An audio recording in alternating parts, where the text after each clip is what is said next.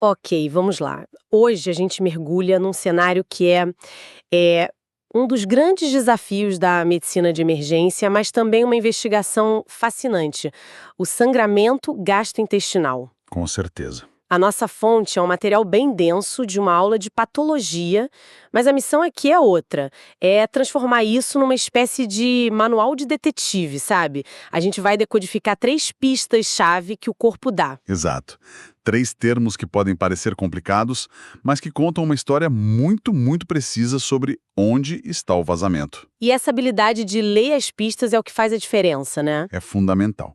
Não é só dar nome, é sobre tomar a decisão certa ali nos primeiros minutos. Quando um paciente chega com sangramento, a primeira pergunta não é o que é, mas sim de onde vem. Certo. E a resposta para isso define tudo. Qual exame pedir, qual especialista chamar, o nível de urgência. É o primeiro capítulo de uma história de mistério onde cada detalhe importa. Perfeito. E como toda boa história de detetive, a gente precisa de um mapa da cena do crime. Antes de procurar as pistas, tem que entender a geografia do local. No nosso caso, no sistema digestivo, qual é o grande marco, a linha divisória que todo mundo precisa conhecer? O nosso marco geográfico, a nossa, digamos, linha do equador interna, é uma estrutura chamada ligamento de Treitz. Ligamento de Treitz não é um nome que se ouve todo dia. Não mesmo, mas para um gastroenterologista é tão importante quanto uma fronteira no mapa. É basicamente uma faixa de músculo e tecido que ancora o finalzinho do duodeno no diafragma. A função dele é simples, mas crucial. Ele divide o trato gastrointestinal em 2 grandes regiões. A parte de cima e a parte de baixo, basicamente isso. Exatamente. O que está antes ou proximal ao ligamento de Treitz, esôfago, estômago e a maior parte do duodeno é o trato gastrointestinal superior. O que vem depois, ou distal, é o trato inferior. E essa divisão não é só, tipo, acadêmica, né? De jeito nenhum. O fascinante é que essa linha anatômica vira a linha de frente da investigação clínica. Saber se a pista aponta para norte ou sul do ligamento de Treitz muda completamente a estratégia. Mapa estabelecido. Agora vamos às pistas, começando pela mais explícita. Aqui dispara todos os alarmes de uma vez. Vomitar sangue. Como a gente chama isso e o que essa pista já nos diz de cara? Essa pista se chama hematêmese. Hemato, de sangue, êmese, de vômito. Faz sentido. É um sinal dramático e que, na grande maioria das vezes, aponta direto para o trato gastrointestinal superior. A lógica é puramente física. Para o sangue ser expelido pela boca, a origem tem que estar antes do ponto onde o fluxo é só para baixo. Entende? O problema está no hall de entrada do sistema. Isso me faz pensar. O sangue vomitado nem sempre é aquele vermelho vivo de filme, certo? Já ouvi falar de um vômito que parece borra de café. Isso ainda é hematêmese? Excelente ponto. Sim, ainda é hematêmese. E essa observação é uma pista dentro da pista. Como assim? O vômito em borra de café significa que o sangue ficou um tempo no estômago. Ele entrou em contato com o ácido clorídrico. O ácido gástrico começa a, digamos, digerir o sangue, e isso altera a hemoglobina, dando essa aparência escura granulada. Ah, entendi. Então, um vômito com sangue vivo pode indicar um sangramento muito agudo, muito volumoso. Já a borra de café sugere um sangramento um pouco menos impetuoso, que deu tempo para o ácido agir. Mas ambos apontam para cima do ligamento de Treitz. Puxa, então até a aparência do vômito já refina a suspeita. É como saber se o crime acabou de acontecer ou se foi algumas horas. Exato. Mas e se o sangramento vem desse mesmo lugar, de uma úlcera no estômago, por exemplo, mas em vez de sair pela porta da frente, ele decide seguir o curso normal do rio? O que acontece com essa evidência quando ela chega lá no final da linha? Aí é que a investigação fica realmente interessante. Se o sangue vindo do trato superior não é vomitado, ele vai viajar por metros e metros de intestino. E essa viagem o transforma completamente. E a pista que aparece no final é outra. É outra, é a milena. A descrição clássica, que a nossa fonte reforça, é de fezes que são pretas, muito fétidas, pegajosas, com uma aparência que lembra piche, sabe? Alcatrão. Não é só uma evacuação escura. É algo bem característico. E essa transformação toda, essa cor, essa textura, é o resultado da digestão do sangue, certo? Precisamente. É uma jornada química. Primeiro o ácido no estômago. Depois, ao longo do intestino, as enzimas e, principalmente, as bactérias da nossa flora intestinal continuam a metabolizar a hemoglobina. E são eles que causam a cor e o cheiro. Elas mesmas. Elas transformam a hemoglobina em compostos que dão essa cor preta e o odor forte. E o que é fundamental entender aqui, e a fonte destaca bem isso, é que para a melena acontecer, precisa ter um volume de sangue considerável. Não é qualquer pinguinho de sangue. De jeito nenhum. A gente está falando de uns 50 a 100 mililitros no mínimo. É um evento hemorrágico significativo. Nossa, essa informação do volume muda tudo. Então a melena não é só um sinal de onde o sangue veio, mas também de que foi um sangramento relevante. É um sinal de alerta maior do que eu imaginava. Exatamente. A melena grita sangramento superior, mas ela também informa sobre a quantidade.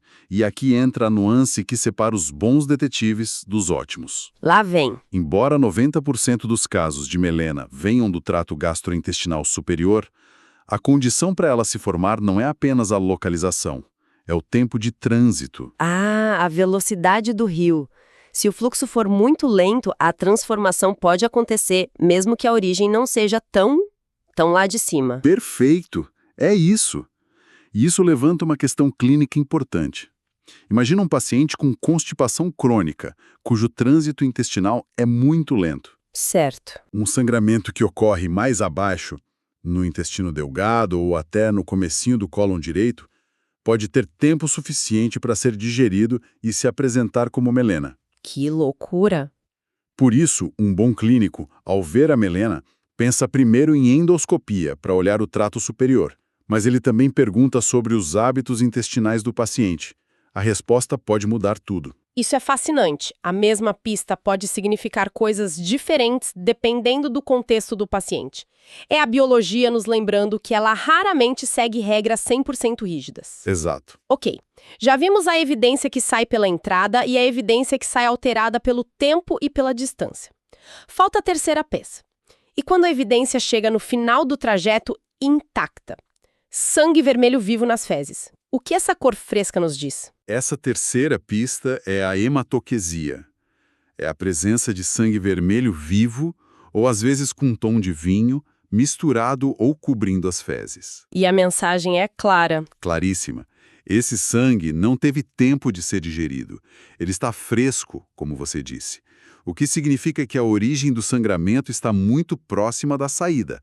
A cena do crime é local. Então, com a hematoquesia, a nossa bússola aponta firmemente para sul do ligamento de Treitz. Exatamente.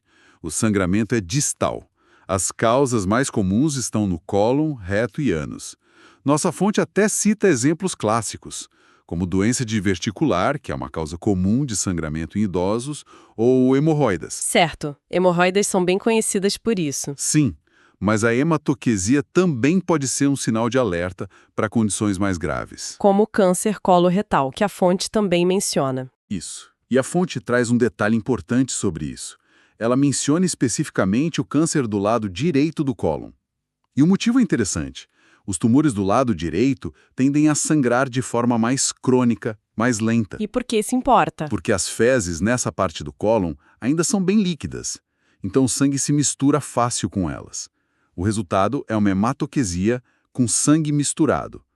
Já os tumores do lado esquerdo, onde as fezes já são sólidas, podem causar um sangramento que só reveste o bolo fecal. É um jogo de detalhes mesmo. É uma lógica investigativa pura.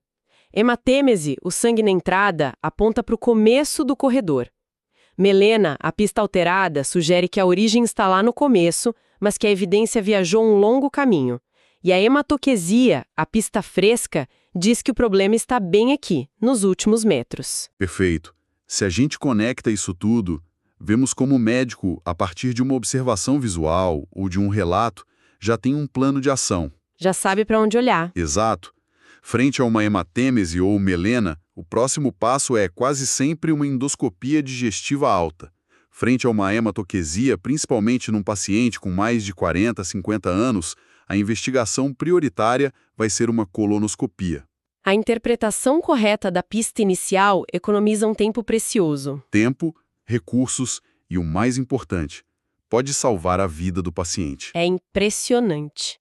E para quem está nessa jornada de aprender a fazer essas conexões, como estudante de medicina, dominar não só os termos, mas principalmente o raciocínio clínico por trás deles, é a base de tudo, né? É o que transforma o conhecimento teórico em ação. E ter as ferramentas certas para construir e solidificar essa base é o que faz toda a diferença. Com certeza.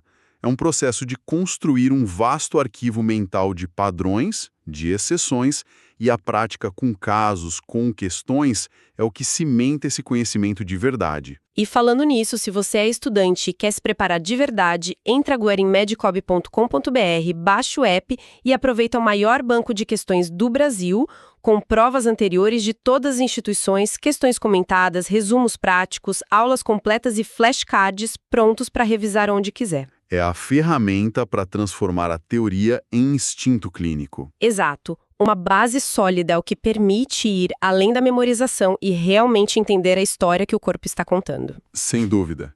Então, para a gente consolidar o que aprendeu aqui, o que tudo isso significa no final das contas?